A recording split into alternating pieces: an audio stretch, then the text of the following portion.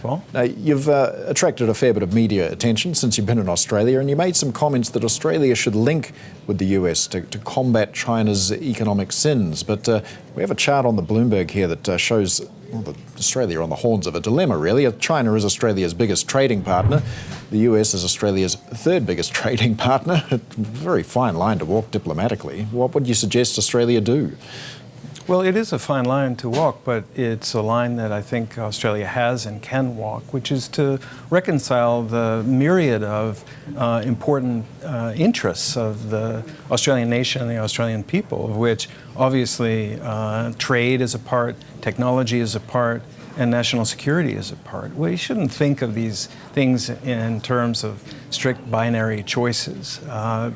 It makes sense for Australia to pursue a policy of maximizing benefits. Now, certainly there are trade-offs, but my point is that if China intuits that Australia is going to compromise on its national interests in one area, say in security or in democratic values, out of fear of economic retaliation or punishment from China, then there is going to be a lot more of the kind of pressure and threatening behavior that Australia wants to avoid. Mm-hmm. If Australia will stake out a position not based on what the U.S. wants or what the U.S. tells it to do, but on authentic Australian values and interests, I believe that it can have the best of both worlds. Now, in terms of how the US has been approaching the trade dispute with China, you say that President Trump's been very effective at applying or gaining leverage, but it hasn't really translated into results. So what's the best path for actually getting something tangible done? Well, Paul, speaking as a diplomat, and I'm letting my bias show, you can't effectively communicate with your other negotiating partner through telepathy. You have to really talk. And while there have been fitful encounters between the U.S. trade representatives, they've been pretty unsatisfactory, and they haven't really reflected either a good understanding of the other side or the spirit of compromise. And while President Trump has had occasional meetings with President Xi that resulted in at least the appearance of a truce, none of those truces have lasted. So there has to be real engagement. There has to be real discussion and real negotiation. Look, I dealt with China on behalf of the U.S. government for many years. I'm not naive.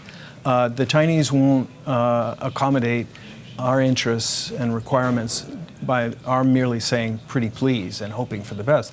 You do need pressure and you do need leverage, but you also need a strategy and you need engagement. I think that there are many forces within China pushing for economic reforms, for opening.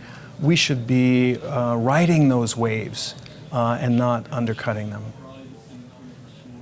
Now, Daniel, if we could turn to the security dynamic between the U.S. and China. We had the U.S. Defense Secretary on his tour of the Asia-Pacific this week, accusing China of its militarization of the global commons, as he also spoke of being in favor of the deployment of U.S. missiles to Asia within months. He since walked back those remarks after China's ire was raised, and Australia on Monday said that it would not host U.S. missiles on its territory. But this surely is an indicator of one other dimension of the U.S.-China relationship. How do you see this going forward?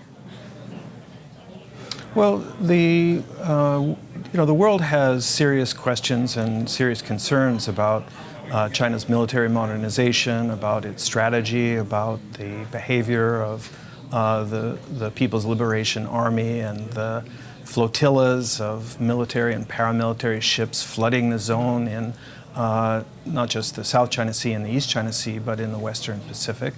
There are a lot of unanswered questions about China's intentions in terms of utilizing ports and other facilities that are part of this Belt and Road network for military or for strategic purposes.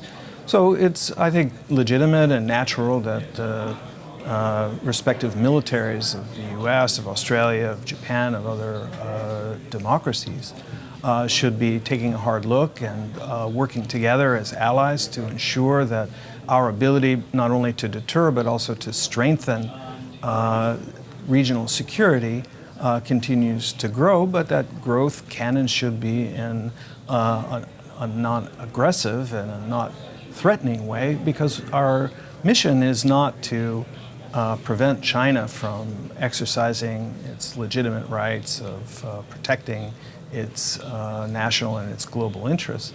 Our collective interest is in stability.